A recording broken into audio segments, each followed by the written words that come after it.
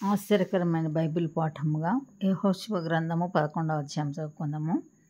హసోరు రాజైన యాబీను జరిగిన వాటిని గురించి విని మాదోను రాజైన యోబాబుకును షిమ్రోను రాజుకును అక్షాపు రాజుకును ఉత్తర దిక్కుననున్న మన్య దేశంలోను కిన్నెరెతు దక్షిణ దిక్కుననున్న అరాబాలోను షెఫేలాలోను పడమటనున్న దోరు మన్యంలోను ఉన్న రాజులకును తూర్పు పడమటి దిక్కుల యందలి కనానీయులకును అమోరీయులకును హిత్తీయులకును పెరిజీయులకును మన్యంలోనున్న యెబూసీయులకును మిస్పా దేశమందలి హెర్మోను దిగువ నుండు హివ్వీయులకును వర్తమానము పంపగా వారు సముద్ర తీరమందలి ఇసుకరేణువులంతా విస్తారంగానున్న తమ సైనికులనందరినీ సమకూర్చుకొని విస్తారమైన గుర్రములతోనూ రథములతోనూ బయలుదేరిరి. ఆ రాజులందరూ కూడుకొని ఇశ్రాయేలీయులతో యుద్ధం చేయుటకు మేరోము నీళ్ల యొద్ద వచ్చి దిగగా యెహోవా వారికి భయపడకుము, రేపు ఈ వేళకు ఇశ్రాయేలీయుల చేత సంహరింపబడిన వారినిగా నేను వారినందరినీ అప్పగించెదను. నీవు వారి గుర్రముల గుదికాలి నరమును తెగకోసి వారి రథములను అగ్నిచేత కాల్చుదువని యెహోషువతో సెలవిచ్చెను. కాబట్టి యెహోషువయు అతనితో కూడనున్న యోధులందరూ హఠాత్తుగా మేరోము నీళ్ల యొద్దకు వారి మీదికి వచ్చి వారి మీద పడగా యెహోవా ఇశ్రాయేళ్ల చేతికి వారిని అప్పగించెను.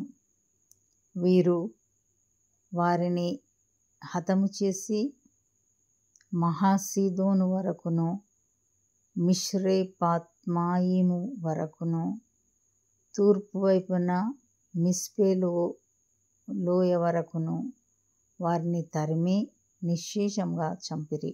యెహోవా యెహోషువతో సెలవిచ్చినట్లు అతడు వారికి చేసెను. అతడు వారి గుర్రముల గుదికాలి నరమును తెగకు కోసి వారి రథములను అగ్నితో కాల్చివేశాను. ఆ కాలమున యెహోషువ వెనుకకు తిరిగి హసోరును పట్టుకొని వాని రాజును కత్తివాతను హతము చేశాను. పూర్వము హసోరు ఆ సమస్త రాజ్యములకు ప్రధానము. ఇశ్రాయేలీయులు దానిలోనున్న ప్రతి వానిని కత్తివాతను హతము చేసిరి. ఎవరును తప్పించుకొనకుండా యెహోషువ వారినందరినీ నిర్మూలం చేసెను. అతడు హసోరును అగ్నితో కాల్చివేసెను. యెహోషువ ఆ రాజులనందరినీ హతము చేసి వారి పట్టణములను పట్టుకొని కొల్లబెట్టెను. యెహోవా సేవకుడైన మోషే ఆజ్ఞాపించినట్లు అతడు వారిని నిర్మూలం చేసెను. అయితే యెహోషువ హసోరును కాల్చివేసెను గాని మిట్టల మీద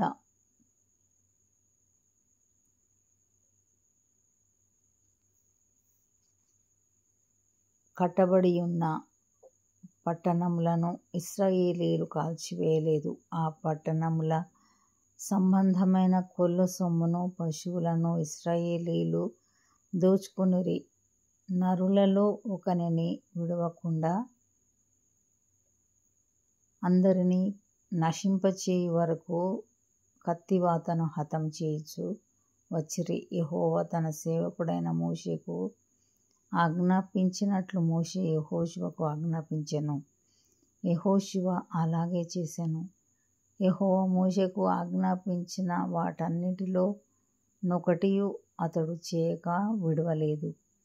యెహోషువ షేయీరుకు పోవు హాలాకు కొండ మొదలుకొని లెబానోను లోయలో హెర్మోను కొండ దిగువనున్న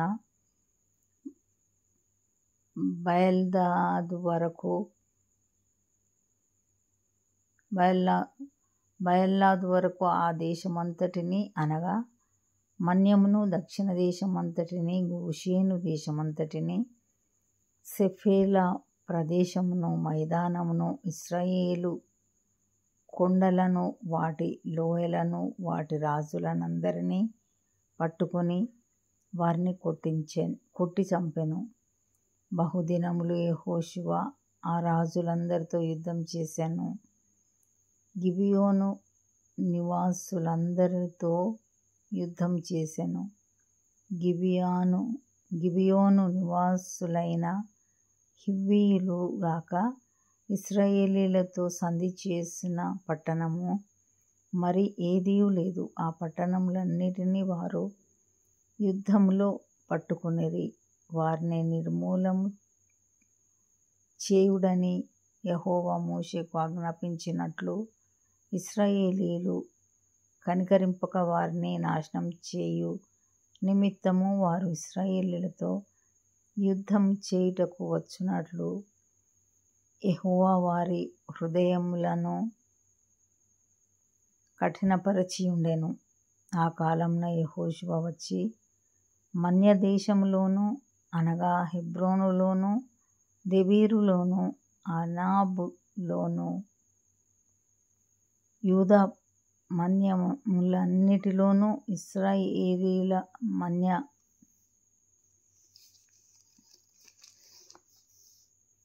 మన్య ప్రదేశములన్నిటిలోనూ ఉన్న అనాకీయులను నాశనం చేసెను. యెహోషువ వారిని వారి పట్టణములను నిర్మూలం చేసెను. ఇశ్రాయేలీయుల దేశమందు అనాకీయులలో ఎవడునూ మిగిలి ఉండలేదు. గాజాలోను, గాతులోను, అష్డోదులోను మాత్రమే కొందరు మిగిలి ఉండిరి. యెహోవా మోషేతో చెప్పినట్లు యెహోషువ దేశమంతటిని పట్టుకొనెను. యెహోషువ వారి గోత్రముల చొప్పున ఇశ్రాయేలీయులకు స్వాస్థ్యముగా దానినప్పగించెను. అప్పుడు యుద్ధము లేకుండా దేశము సుభిక్షముగా నుండెను.